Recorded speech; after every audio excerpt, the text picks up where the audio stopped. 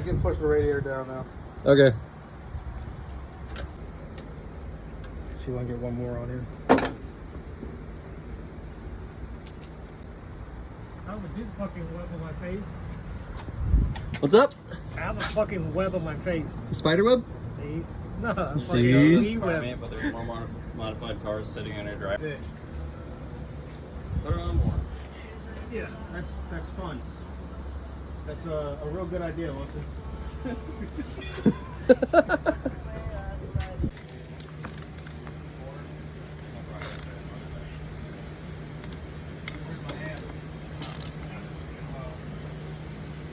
Out of the fucking flange.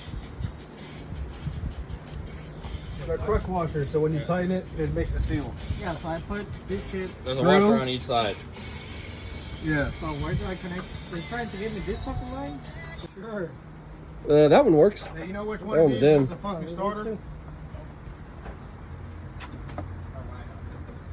What do you say, start whacking things? But it's got nothing. Hmm?